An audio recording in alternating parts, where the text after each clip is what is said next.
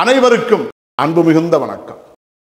செல்வராமாயணம் என்னும் உன்னதமான இலக்கிய சுவை மிகுந்ததும் 20,000 இலக்கண பாடல்களால் தமிழில் உள்ள கவிதை இலக்கியங்களுள் பெரியதாய் அமைந்ததுமான புதிய ராமாயண காவியத்தை புனைய வைத்த என் இறைவன் ராமனை நன்றியுடன் வணங்கி மகிழ்கிறேன். செல்வராமாயணம் பருவம் 3 அயோத்தி பருவம், காலம் 5 ராமன் காலம். இலக்குவனின் உள்ளத்துள்ளே இருந்தவாறே சுமித்திரை தாய் பேச உலகிடர்கொள் மேன்மையையும் கொண்ட அறக்கடமையில் உறுதியையும் இலக்குவன் அடைதல். பாடல் எண் 525. தன்மகனின் உளமுடனே தாயவளும் தொடர்ந்திடவே மென்மனத்தால் உலகிடர்கொள் மேன்மை மகன் அடைந்திடவே உன்னதமாய் திண்மையோடு ஓங்கும் உயர் கடமையையே என்றும் அவன் கடைபிடித்தே இருக்கும் அறத்திடம் உறவி. இதுவே அந்த 525வது பாடல். இந்த பாடலுக்கான விளக்கத்தை காண்போம்.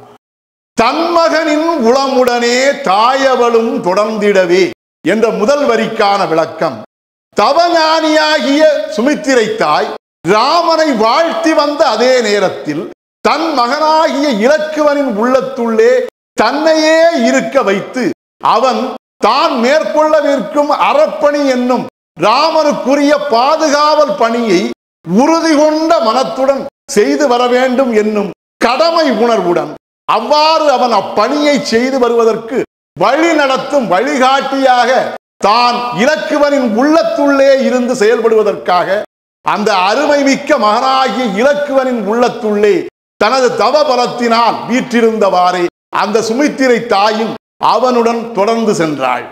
மென்மனத்தால் உலகிடர்கொள் மேன்மை மகன் அடைந்திடவே.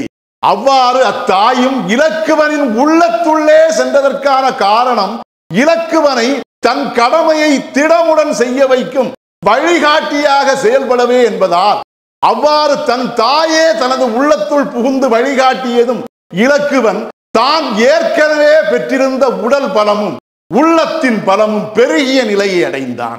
உன்னதமாய் திண்மையோடு ஓங்கும் உயர் கடமையையே. ஏற்கனவே கடினமான உள்ளம் கொண்டிருந்த இலக்குவனின் உள்ளே தனது தாய் கொண்ட மென்மையான உள்ளத்தின் தன்மையும் வெளிப்பட்ட காரணத்தால் அந்த மென்மையான மனத்தினால் உலகம் யாவும் கொண்ட இடர் என்னும் துன்பத்தினை அகற்றும் வலிமை மிகுந்த மேன்மை அவனை வந்தடைந்தது. அத்தகைய திடம் அவனுள்ளே பெருகி எழவே அத்தாய் அவனது உள்ளத்துள்ளே இருந்து வழிகாட்டினாள். என்றும் அவன் கடைபிடித்தே இருக்கும் அறத்திடம் உறவி. அத்துடன் என்றென்றும் ராமனை பாதுகாப்பது, அவனுக்குரிய தேவைகளை நிறைவேற்றி தருவது என்று தான் கொண்ட கடமை என்னும் அறப்பணியில் மாறாத உள்ளத்திடத்துடன் அதற்கு உகந்த வழிகாட்டியாக இலக்குவனின் உள்ளத்துள்ளே தானே இருந்து அத்தாய் அவனை வழிகாட்டினாள். இதுவே இந்த 525வது பாடலுக்கான விளக்கம். செல்வராமாயணத்தின் 526வது பாடல் மற்றும் அதன் விளக்கம் ஆகியவற்றை அடுத்த பகுதியில் காண்போம். செல்வராமாயணத்துக்கு உங்கள் அன்பையும் ஆதரவையும் தொடர்ந்து தருமாறு அன்போடு கேட்டுக்கொள்கிறேன். அனைவருக்கும் நன்றி, வணக்கம்.